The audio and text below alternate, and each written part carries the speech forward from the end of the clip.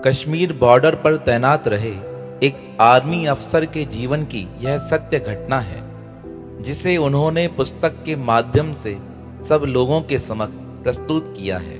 उन्होंने अपने जीवन का यह प्रसंग लिखते हुए कहा, 2010 की यह बात है। दिवाली का पावन दिन था। हम अपने कुछ साथियों के साथ कश्मीर के किसी क्षेत्र में चक्कर लगा रहे थे। उन्होंने नाम नहीं लिखा है, क्योंकि इस बात का जिक्र करते हुए उन्होंने कहा, यहाँ नाम देना उचित नहीं है, पर अपने जीवन की इस घटना को मैं आप तक पहुंचाना चाहता हूं। आगे लिखते हुए कहा कि हम अपनी पलटन के साथ चक्कर लगा रहे थे। हमारे साथ 2 जीप थी। उन 2 जीपों में कम से कम हम 17 सिपाही थे और एक हमारे बड़े अफसर थे। हम दिवाली के दिन जब कश्मीर के उस क्षेत्र में चक्कर लगा रहे थे, तभी मार्ग में एक मंदिर आता है। उस मंदिर में कुछ लोग दर्शनार्थी थे जो दर्शन करने जा रहे थे। हमने भी अपने अफसर से कहा, अगर आपकी इजाज़त हो तो हम भी दर्शन करके आएं। पहले तो उन्होंने विचार किया, क्योंकि आर्मी के जो ग्रुप चलते हैं उन्हें बहुत सावधानी से चलना पड़ता है। और आप विचार कीजिए, 2010 की स्थिति तो बड़ी भयानक थी। ये तो धारा 370 हटने के बाद कश्मीर में पूर्ण रूपेण शांति स्थापित हो सकी है। 2010 का माहौल तो आपको क्या ही बताएं। तो जब हमने उनसे यह रिक्वेस्ट की कि आज दिवाली के पावन दिन पर हम भगवान श्री विष्णु और माता लक्ष्मी का दर्शन करके आएं, तो थोड़ी देर सोचने के बाद उन्होंने कहा, समय ज़्यादा नहीं लगाना, क्योंकि हमें समय के अनुसार चलना है और आर्मी की सब बातें परफेक्ट समय पर निर्धारित होती हैं। हम जल्दी से उतरे और अंदर दर्शन करने गए। जैसे ही दर्शन किए और दर्शन करके बाहर आ रहे थे, तो हम क्या देखते हैं, वहाँ पर कुछ लोग इकट्ठे हो गए और उनके हाथ में पत्थर थे। वह हमारी तरफ आने लगे। वह साधारणतः देखकर एक हुजूम इकट्ठा कर देते हैं। पहले उन्होंने 3-4 पत्थर हमारी गाड़ियों पर मारे। हम समझ गए कि हमारे ऊपर हमला होने वाला है। अब मंदिर में जब हम गए थे, हमारे पास हथियार तो थे नहीं। जो सारे हथियार थे वो तो हमने गाड़ी में ही रख दिए थे। अब गाड़ी तक हमें आना था। हम जल्दी मंदिर से निकले, जैसे तैसे करके गाड़ी तक पहुंचे, तब तक लोगों ने पत्थर फेंकना प्रारंभ किया। हम जैसे तैसे बचाव करके पत्थरों से बचकर गाड़ी में बैठ गए। हमारे कुछ साथियों को माथे पर पत्थर लगा, किसी को हाथ पे पत्थर लगा, किसी के अन्य अंगों पर पत्थर लगे, खून बहने लगा। मैं देखकर हैरान हो गया, क्योंकि मेरी आँख के ऊपर के हिस्से में पत्थर लगा था और उसका निशान अभी तक वहाँ स्थापित है। हम जैसे तैसे गाड़ी में बैठे, गाड़ी प्रारंभ हुई। वह लोग हमें पकड़ना चाहते थे, लेकिन हमारे ड्राइवर बड़े सूझ वाले थे। उन्होंने जल्दी से गाड़ी स्टार्ट तो कर दी थी। हम बैठे और गाड़ी चलना प्रारंभ हो गई। इस हमले की हमें जानकारी नहीं थी। दूसरे दिन अखबारों में इसकी निंदा की गई, लेकिन जब इस बात की जांच की गई तो इसका मुख्य सूत्रधार कौन था, तो हमें पता चला कि वहाँ के लोगों ने पहले से ही सोच रखा था कि दिवाली के समय में कुछ सिपाही तो अवश्य यहाँ दर्शन करने आते ही हैं। जब वह यहाँ दर्शन करने आएंगे तो हम उन्हें पत्थरों के द्वारा मार डालेंगे। अब हमें तो इस बात की जानकारी नहीं थी। हमने तो दर्शन किए, ना हमारे मन में ऐसा कुछ भाव था। हमारी एक कमेटी बिठाई गई। हम सब लोगों को वहाँ बिठाया गया और पूछा गया, किसका यह विचार था मंदिर में जाने का। तब सबके जो सर थे वो नीचे हो गए, क्योंकि सबकी मन में इच्छा थी कि हम आज दिवाली के पावन दिन पर भगवान का दर्शन कर सकें। बड़े ऑफिसर आए हुए थे। उन्होंने कहा, अब इसकी तुम्हें सजा प्राप्त होगी, क्योंकि तुमने सेना के नियम भंग किए हैं। तुम्हें पता नहीं है तुम्हारे साथ क्या हो सकता था। हमने सजा स्वीकार कर ली, सजा हमें दी गई। दूसरे दिन हमें पूरा दिन दौड़ाया गया और एक बहुत भारी कार्य हमें दिया गया, एक मार्ग बनाने का। एक एक व्यक्ति को सारे दिन में 15-15, 20-20 किलो पत्थर उठाकर एक स्थान से दूसरे स्थान लेकर जाना था। हमने यह कार्य तो किया, पर हमारे बड़े अफसर इस बात में लगे पड़े थे कि यह हमला किस प्रकार हो सका। सिर्फ 4 मिनट के अंदर इतने लोग कैसे एकत्रित हो गए। जांच करने पर पता चला जिस स्थान पर गाड़ी रोकी गई थी उस स्थान के नज़दीक ही एक पान वाला था। वह पान वाला वहीं का कश्मीरी था। उसने ही अपने कुछ लोगों को यह हिंट दे दी थी, जो पत्थर मारते हैं उन्हें यह हिंट दी थी कि यहाँ पे आर्मी की गाड़ियाँ आई हैं, तुम जल्दी से आ जाओ। उसकी एक भनक पड़ते ही इतने लोग वहाँ एकत्रित हो गए।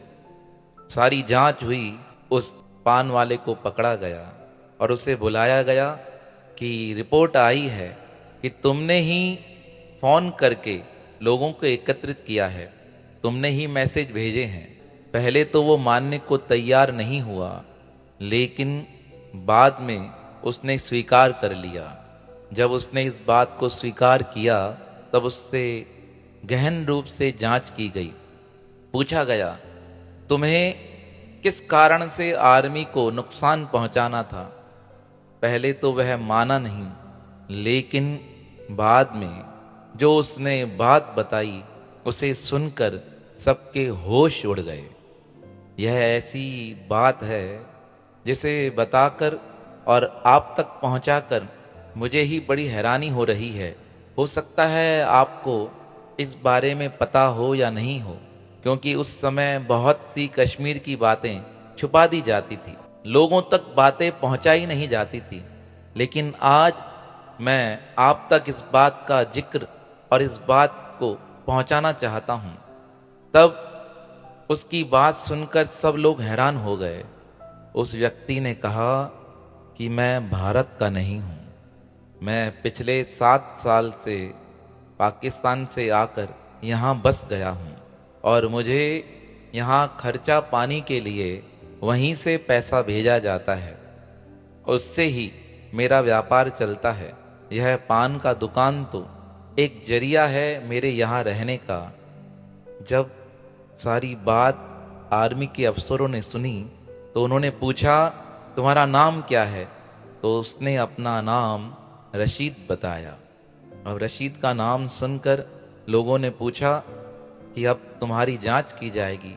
तो बाकायदा पता चला वह पाकिस्तान का निवासी था और उसके पास पाकिस्तान की ही आईडी थी। उससे पूछा गया, तुम क्या चाहते थे? तो वह बताने लगा, बहुत सालों से मैं यह देखता आया हूँ, जब तुम दिवाली का पर्व मनाते हो तो बहुत से सैनिक अपने घर नहीं जा पाते हैं, तो वह इसी स्थान पर आते हैं। तो मैंने सोच रखा था कि कैसे भी करके इस बार भी सैनिक लोग आएंगे और इस मंदिर में अवश्य जाएंगे। और उसी समय मैंने तैयारी कर रखी थी, जैसे ही ये आएंगे और इन्हें पत्थरों के द्वारा मार दिया जाएगा। और कुछ लोगों ने तो बंदूक उठाकर भी तैयारी कर रखी थी, क्योंकि भीड़ में अगर बंदूक चलाई भी जाए तो किसका नाम नहीं आएगा। यह सारी तैयारियां की जा चुकी थी। लेकिन यह मंदिर में गए और मंदिर से पता नहीं कैसे ये जल्दी आ गए। जब तक हम तैयारी कर पाते, यह कार में और अपनी गाड़ियों में बैठकर रवाना हो गए। जब सारी बातें पता चली तो ऑफिसरों ने हमसे आकर पूछा, तुम्हें पता है तुम्हारी एक भूल से तुम सबकी जान जा सकती थी। तब वहां पर एक बड़े ही निष्ठावान और अपने धर्म के प्रति पक्के एक सिपाही कहिए या भगवान के भक्त कहिए, वे बैठे थे। वह कहने लगे, हमारी गलती हुई है, हम इसे स्वीकार करते हैं, हमने सजा भी भोग ली है। लेकिन जब भगवान के मंदिर में गए तो रक्षा का भार परमात्मा के ही ऊपर था। हम तुम्हें बताना चाह रहे हैं। हम जैसे ही मंदिर में गए, हमें मन में विचार था कि हम थोड़ी देर यहाँ बैठेंगे, पर जैसे ही मंदिर में पहुँचे, मंदिर के पुजारी ने बहुत विलक्षण बात कही। मंदिर के पुजारी ने कहा, जल्दी दर्शन कर लो, मुझे भोग लगाना है। हमने कहा, हमें दर्शन करने दो, हम थोड़ी देर यहाँ बैठेंगे, चले जाएंगे। उसने कहा, नहीं नहीं, जल्दी मंदिर बंद करना है, तुम दर्शन करो और निकलो यहाँ से। और इस प्रकार उन्होंने हमें कहकर प्रसाद देकर विदा किया। उस समय हमारे मन में दुख हुआ, लेकिन आज जब आप हमें यह बात बता रहे हो तो हमें सुनकर प्रसन्नता हो रही है कि वह जो शब्द थे वह पंडित जी के नहीं थे। वह साक्षात परमात्मा ने पंडित जी के हृदय में विराजमान होकर हमारी रक्षा के लिए उनसे यह शब्द बुलाए थे कि जल्दी यहाँ से निकल जाओ, अन्यथा तुम्हारा बुरा हो सकता है। तो जब परमात्मा रक्षक के रूप में हमारे साथ हों तो हमें चिंता की आवश्यकता नहीं, लेकिन हमसे भूल हुई है, हम इसे स्वीकार करते हैं। हमने सेना के नियम तोड़े हैं, उसकी सजा अगर और भी देना चाहें तो आप हमें दे सकते हैं। जब ऑफिसरों ने सारी बात सुनी तो वह हैरान हो गए कि किस प्रकार परमात्मा ने इन सब सैनिकों की सुरक्षा की है, रक्षा की है। और दिवाली के पावन दिन पर अगर उस दिन यह कार्य घटित नहीं होता तो वह रशीद जो 7 सालों से वहाँ पान बेच रहा था, उसका कभी पता नहीं लग पाता। और पता नहीं लगने के कारण हो सकता है आगे आने वाले वर्षों में वह हमें अधिक नुकसान पहुंचा सकता था। लेकिन परमात्मा की उस विशेष कृपा से हम सबकी भी जान बच सकी और वह एक मुजरिम भी हम सबकी पकड़ में आ गया। जब हम परमात्मा के शरण में हो जाते हैं तो हमारी रक्षा का भार परमात्मा के हाथ में हो जाता है। यह मेरे जीवन की सत्य घटना थी जिसे मैं आप तक पहुंचाना चाहता था। इस प्रकार उन आर्मी के अफसर ने यह अपने जीवन की घटना उन्होंने पुस्तक के माध्यम से प्रकाशित की है। तो देखिए, जब परमात्मा के आश्रित होते हैं तो परमात्मा स्वयं हमारे जीवन में प्रकट होकर हमारे जीवन को दिव्य और दीपावली स्वरूप बना देते हैं।